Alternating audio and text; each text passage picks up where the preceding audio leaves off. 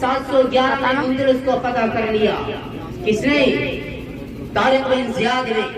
اور پھر 720 میں تقریباً 50 سال کی عمر میں وفات پائے. دمشق میں ان کی قبر ہے. محمد فاتح، جس کو کہا جاتا ہے محمد ثانی الفاتح، صرف 21 سال میں قسطنطنیہ کو فتح کر کے عیسائیوں کی بازنطینی سلطنت کا خاتمہ کیا ہے. کس نے؟ محمد ثانی الفاتح. سلطان صلاح الدین نے ایسی جمع مردی سے کام لیا، ایسی طاقت سے کام لیا، ایسے حوصلے سے کام لیا، ایسی جہد و ریاضت سے کام لیا، ایسے خدا ترسی، ایسے اللہ تبارک و تعالی کے احکام کو بجا لانے کے ساتھ انہوں نے زندگی گزاری کہ اپنے وقت میں پورے عالم اسلام کو سر واحد کر دیا تھا. ایک آواز لگاتے تھے، پوری دنیا چل کر آ جاتی تھی. لمبے وقت سے جد و جہد چل رہی تھی، فلسطین کو آزاد کرنا تھا. اور انہوں نے 1183 میں فلسطین کو فتح کر کے پوری دنیا کو بتایا کہ نوجوانوں کبھی خاموش مت بیٹھنا، کبھی غافل ہو کر کے مت بیٹھنا، تمہارے اوپر بھی اس طرح کی ذمہ داری عائد ہوئی ہے. میں اپنے نوجوانوں سے مخاطب ہوں. یہ سارے واقعات اس لیے بتاتا ہوں کہ ہماری جو زندگی ہے وہ فالتو نہیں ہے. قرآن کریم کہتا ہے افحسبتم انما خلقناکم عبثا وانکم الینا لا ترجعون. کیا تمہیں یہ پتا ہے، کیا تم یہ سمجھتے ہو، تمہارا یہ خیال ہے اللہ تبارک و تعالی نے تمہیں بیکار پیدا کیا اور مرنے کے بعد اللہ تک نہیں پہنچنا؟ قرآن کریم توجہ دلا رہا ہے. افحسبتم انما خلقناکم عبثا، تمہارا یہ خیال ہے کہ بلا وجہ پیدا کیا گیا. ہمیں یہ پتہ نہیں ہمارا شعار کیا ہے، ہمیں پتہ نہیں ہمیں پہننا کیا ہے، ہمیں پتہ نہیں اسلامی لباس کیا ہے، ہمیں پتہ نہیں اسلام کی تعلیمات ہمیں کیا درس دیتی ہیں، ہمیں پتہ نہیں دنیا کس راہ پر ہے، کس موڑ پر جا رہی ہے، ہمیں پتہ نہیں اغیار ہمارے خلاف، اسلام کے خلاف، اسلام کو مٹانے کے لیے اعدائے دشمن اور اللہ کے نبی صلی اللہ علیہ وسلم، صحابہ کرام رضوان اللہ تعالی علیہم اجمعین کے دشمن کیا کیا تدابیر کرتے ہیں، کیا کیا سازشیں کرتے ہیں. ہمیں کچھ نہیں پتا. ہم غفلت کے نیند تو سو جاتے ہیں، ہم غفلت کی زندگی گزار رہے ہیں. میرے نوجوان ساتھیوں، غفلت کی نیند کو چھوڑو، غفلت سے باہر آ جاؤ.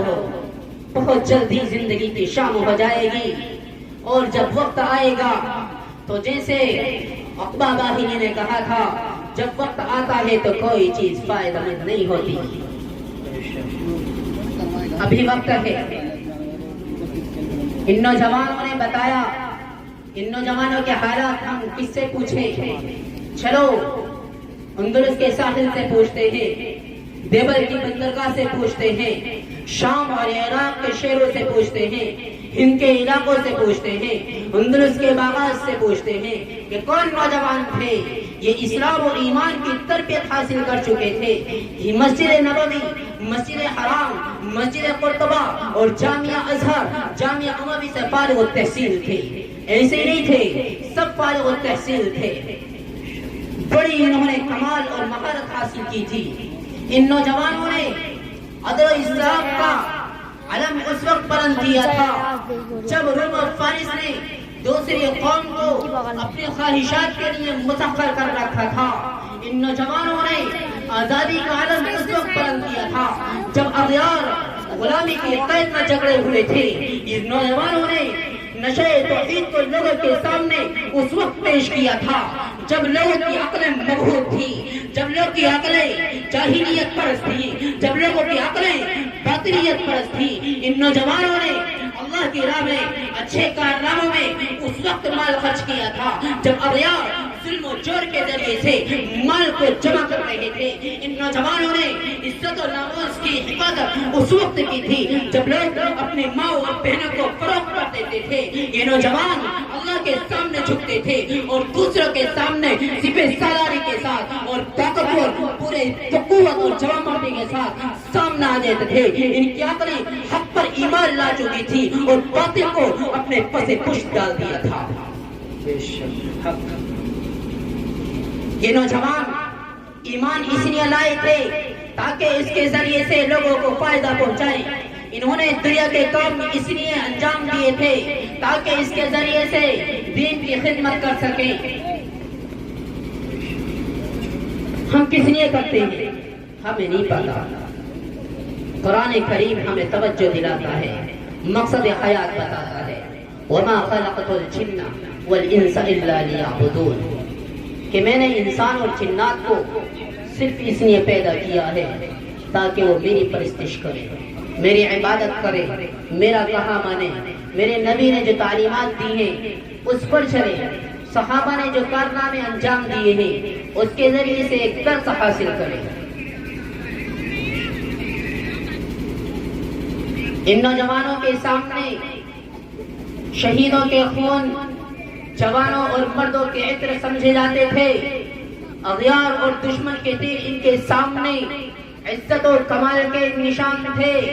موت کی خاطر جاتے تھے چونکہ یہ اللہ کے لیے زندگی گزارتے تھے. موت سے انہیں کوئی ڈر نہیں تھا. ان کے بچے اور ان کی عورتیں موت کو اپنا ترانہ سمجھتے تھے اور شہیدوں کے قافلے ان کے سامنے شادمانی، مسرت اور خوشی کا منظر پیش کرتے تھے. تلواروں کی کھڑک ان کے کان میں نغمے اور خوشکن آوازیں تھیں.